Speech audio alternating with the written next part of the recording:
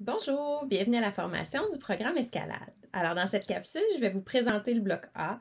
Je vais vous parler un petit peu des activités de ce bloc-là, mais je vais surtout vous donner les informations qui vont vous être nécessaires pour animer ces activités-là. Je m'appelle Véronique Caron, je suis orthophoniste.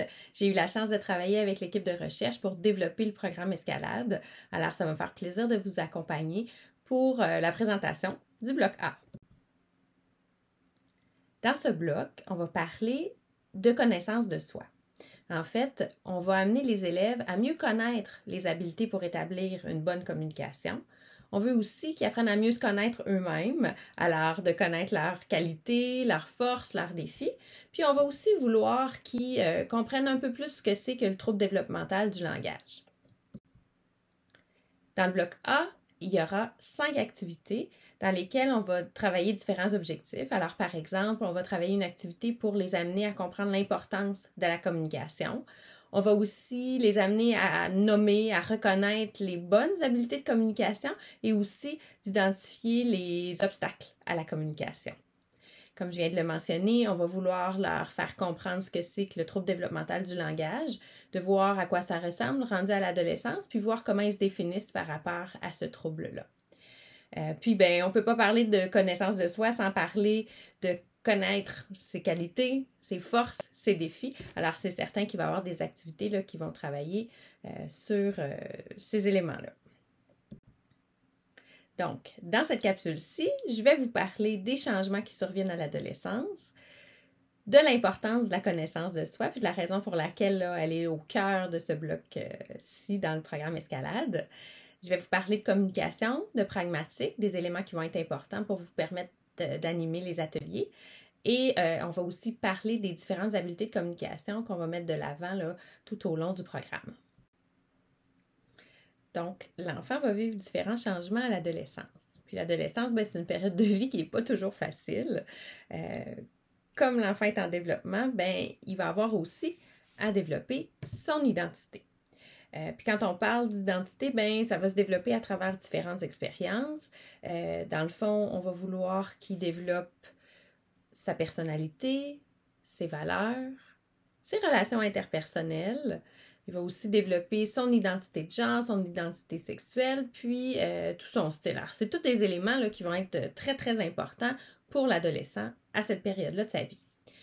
On remarque aussi qu'à l'adolescence, le jeune va vouloir aussi se dissocier de l'influence familiale pour se faire lui-même ses propres représentations par rapport à ce qu'il veut être dans la vie, à ce qu'il trouve important et tout ça. Puis ça va être beaucoup par les amis qui va se définir. Alors à l'adolescence, la vie sociale va prendre une place prépondérante.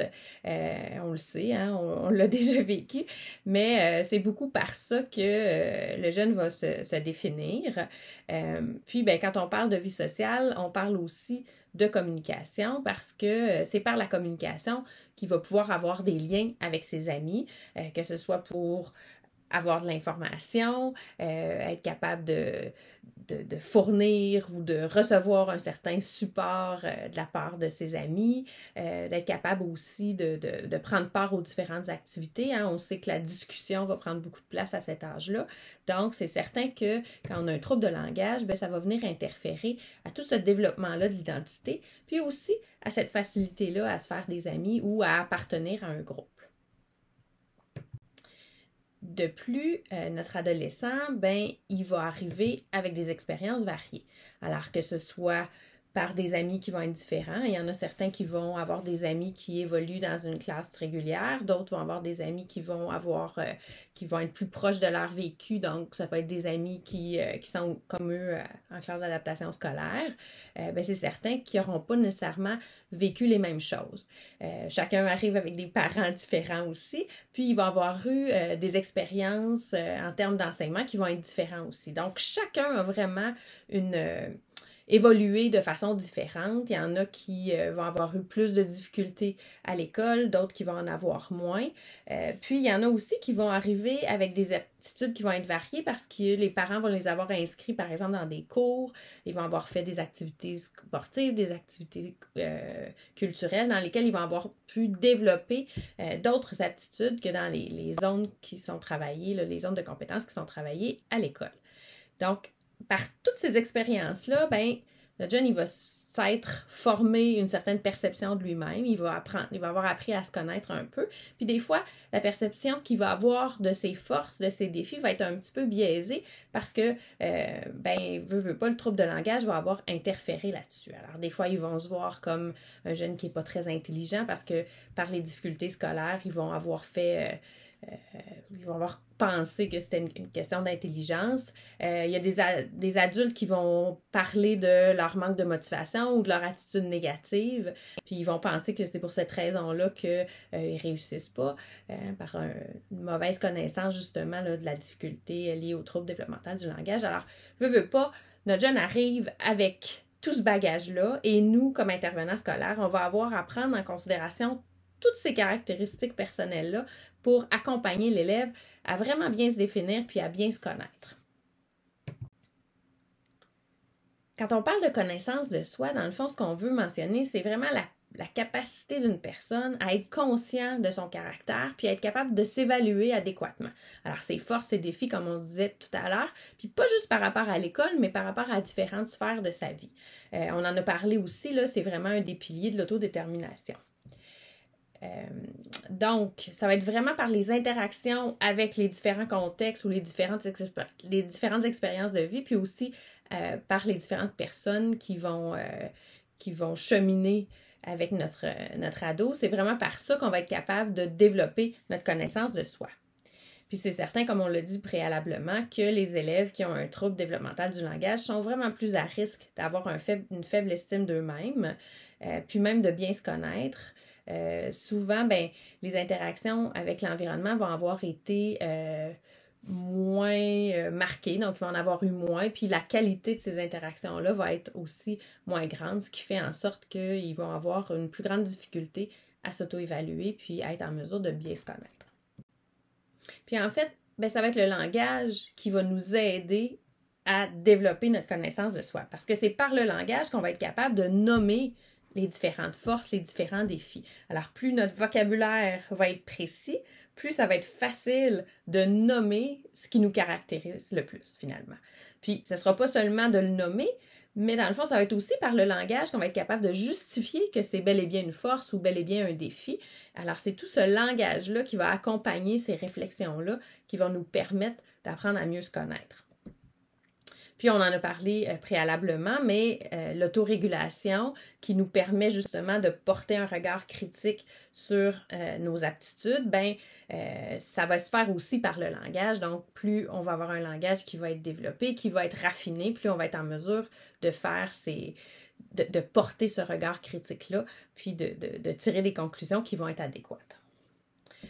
Puis en fait, pourquoi la connaissance de soi? C'est que ça va avoir un impact important sur le reste de leur vie. Alors, dans le fond, pour être en mesure d'utiliser, par exemple, des stratégies, quand on a des difficultés d'apprentissage ou des difficultés scolaires, ça va être beaucoup par les stratégies qu'on va mettre en place, qu'on va réussir à dépasser nos limites, puis développer notre plein potentiel.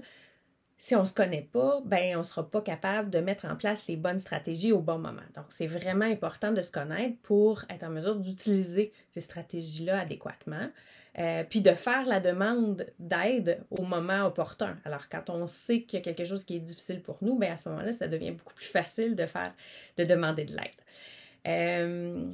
L'autre élément non négligeable, c'est toute la prise de décision. Alors, on voit beaucoup d'ados qui arrivent au cégep, pour ceux qui réussissent à se rendre au cégep, puis qui sont dans des programmes qui ne leur conviennent pas du tout, parce que comme ils ne se connaissaient pas, ils n'ont pas pris les bonnes décisions au bon moment, puis ils se retrouvent dans des programmes qui sont soit trop difficiles ou qui ne correspondent pas du tout à leurs intérêts. Ils ne se voient pas, par exemple, occuper un métier qui correspond à leur programme d'études, par exemple. Alors, comme on disait tout à l'heure, le fait de se connaître va faire en sorte qu'on va être capable de prendre des décisions en fonction de nos intérêts, de nos forces, nos défis. Puis, probablement que ça va être optimal à ce moment-là. On parle de résolution de problèmes aussi, d'être capable de relever les défis.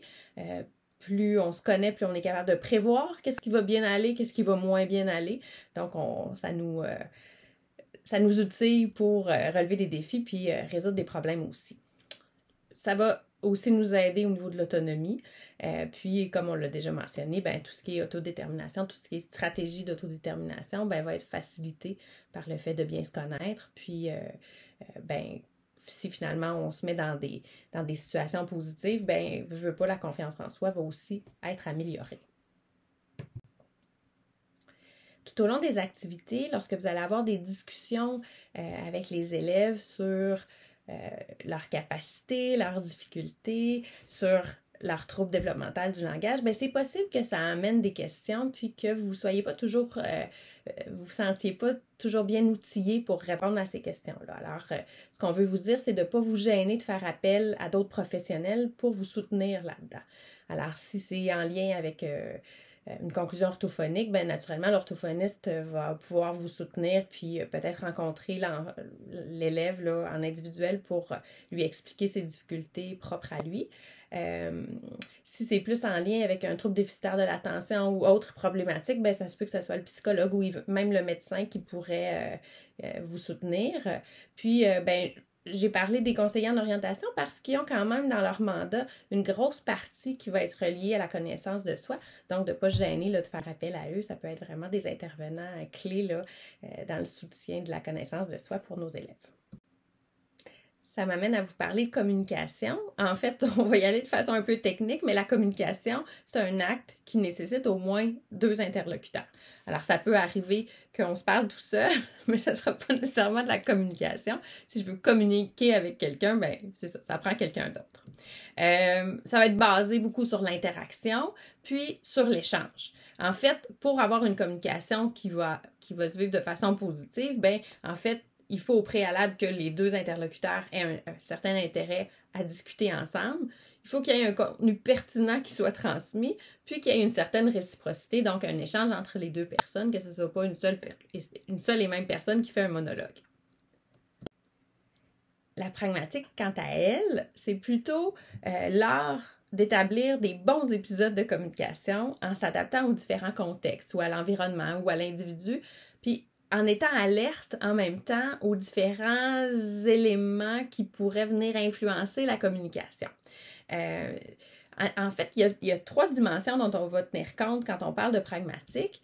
On va parler en fait de l'intention de communication. Alors, les raisons pour lesquelles on va entrer en communication avec quelqu'un, si cette intention-là n'est pas très claire, bien souvent ça va créer un malaise là, entre les 2 interlocuteurs.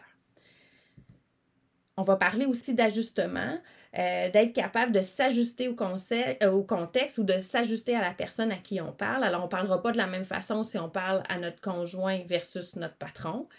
Puis, si jamais on n'avait pas cette faculté-là de s'ajuster, bien, on trouverait ça étrange que quelqu'un s'adresse à nous comme si on était son grand ami, ou s'il s'adressait à nous, si un ami s'adressait à nous comme si, de façon très, très impersonnelle, ça serait étrange aussi. Alors, le fait de s'ajuster est comme nécessaire pour rendre la communication adéquate. L'autre élément qui n'est pas toujours très explicite, je devrais dire, mais en fait, c'est vraiment le respect de convention. Alors, dans notre culture, on a une étiquette au niveau de la communication, puis on s'attend à ce que les gens respectent cette étiquette-là. Alors, par exemple, on va avoir tendance à se saluer, on va se regarder dans les yeux, on va respecter les tours de parole. Alors, ce sont tous des éléments qui sont partie prenante de la communication, puis qui, s'ils ne sont pas respectés, bien, va nuire à cette communication-là. Souvent, si un de ces éléments-là, une de ces 3 dimensions-là n'est pas respecté, bien, ça va avoir un impact sur toute la situation de communication. Il va y avoir un malaise qui va se créer, puis des fois, on n'est pas capable vraiment d'identifier qu'est-ce qui ne va pas, mais on va trouver notre interlocuteur un peu étrange, un peu bizarre, on ne va pas nécessairement apprécier d'être en communication avec cette personne-là. Alors, quand vous vous sentez comme ça dans une situation, bien, c'est probablement que la pragmatique n'est pas respectée.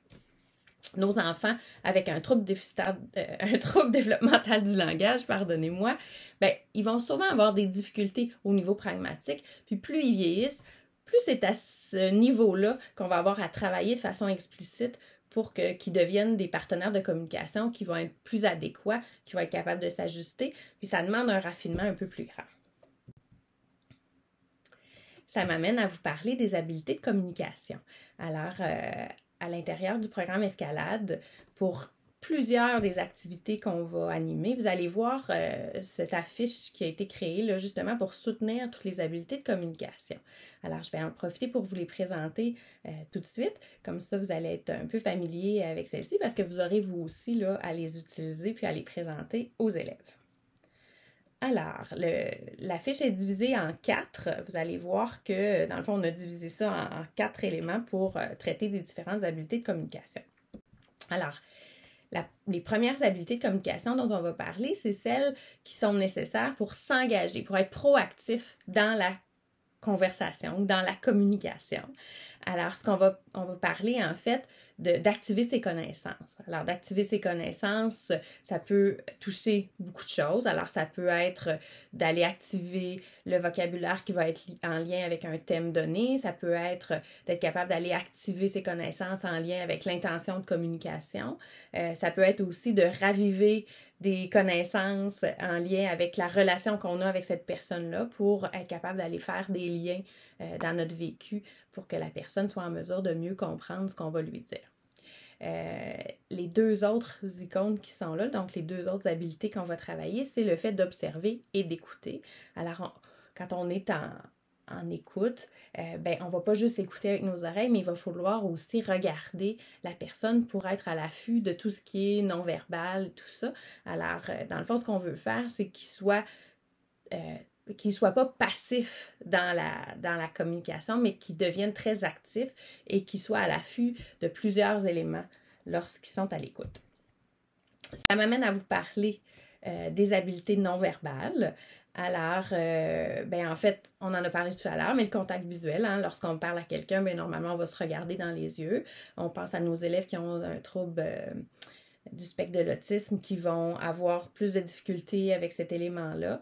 Alors, c'est certain que quand on parle à quelqu'un et que la personne ne nous regarde pas, ça peut créer un obstacle à la communication. On parle aussi de la bulle, alors d'être capable de se tenir à une distance adéquate de la personne à qui je parle. C'est un élément qui n'est pas toujours respecté là, par nos élèves. Alors, ça peut être utile là, d'avoir un petit icône ou d'avoir une affiche pour pouvoir s'y référer pour qu'ils comprennent à quel point ça peut être important parce que c'est désagréable de se faire parler là, trop près. L'autre élément dont on parle, c'est la posture. Alors, au niveau non-verbal, si j'ai une posture nonchalante ou si je me place pas devant la personne à qui je parle, ça peut avoir un impact là, sur la communication. Puis ça envoie le message que peut-être que la personne est plus ou moins intéressée à me parler. Alors, c'est un élément qui est non négligeable en communication. L'autre élément au niveau du non-verbal, c'est toute l'expression faciale. Alors, on va prendre considération de cette expression faciale-là lors d'un message. Puis à l'adolescence, ça arrive que leur visage ne traduise pas nécessairement les émotions qu'ils vivent. Alors, on va essayer là, de les amener à ce que les deux, autant le message que l'expression faciale, correspondent pour que ce soit plus facile de bien comprendre ce qu'ils veulent nous dire. Puis pour qu'eux comprennent bien aussi le message. Parlons maintenant des habiletés verbales. Alors, en fait, on va parler du volume. Alors, c'est important, là, pour que je comprenne bien ce que tu me dis, d'utiliser un bon volume de voix. On a des élèves qui ont des difficultés là, avec les sons ou qui ont eu des difficultés avec les sons, qui vont avoir tendance à parler moins fort parce que probablement pour préserver leur estime d'eux-mêmes, ils ne se mettent pas en danger en parlant trop fort puis en mettant de l'avant les difficultés de prononciation qu'ils peuvent avoir. Mais c'est important qu'ils parlent assez fort pour qu'on puisse les comprendre. On va parler aussi du ton de la voix. Alors, un peu comme les expressions faciales, ça va être important pour eux d'utiliser un ton de voix qui va être adéquat puis qui va correspondre à ce qu'ils veulent dire. À l'adolescence, le sarcasme, l'ironie va se développer aussi. Alors, chez nos élèves, c'est des fois plus difficile de comprendre ces éléments-là. Donc, ça va être important de les amener à prendre ces éléments-là en considération. Si on tombe dans des éléments un peu plus langagiers, on va parler du plan, donc d'être capable de donner les bonnes informations en quantité suffisante, puis selon un ordre précis pour que la personne à qui je parle soit capable de comprendre mon message. Et la dernière habileté pour les habiletés verbales, ce serait le message compris. Alors, d'être capable de transmettre un message qui va être compris par l'autre et nous-mêmes d'être capable de comprendre le message que l'autre essaie de nous donner. Alors, d'être toujours à l'affût pour être certain que le message qui est transmis est adéquat. Puis dans l'interaction, bien, ça va être important de saluer l'autre et de répondre aux salutations. Quand on parle d'échanger la balle, c'est tout le respect des tours de parole. Alors, quand quelqu'un nous parle, on va lui répondre, on ne coupera pas la parole, puis on va s'attendre à ce qu'il y ait, comme on a parlé précédemment, une certaine réciprocité, que ce ne soit pas toujours la même personne qui parle. Le dernier élément dont on va parler, c'est le maintien du sujet. En fait, d'être capable de parler du même sujet que la personne à qui je parle. Comme icône ici, on a mis, dans le fond, comme une flèche pour s'en aller dans la même direction, de suivre le même chemin que la personne avec qui on discute. Alors, lorsque une de ces habiletés-là n'est pas respectée, bien, ça va entraîner un obstacle à la communication. Puis ce qui est important de savoir, c'est qu'en fait, la responsabilité pour réparer cet obstacle-là, pour rendre la communication plus adéquate, bien, elle va être partagée entre les deux interlocuteurs. Et puis que bien, quand on a un trouble développemental du langage, c'est fort possible qu'on ait des difficultés à respecter ces habiletés-là. Donc, on va se servir des habiletés langagières de l'interlocuteur pour venir soutenir la communication.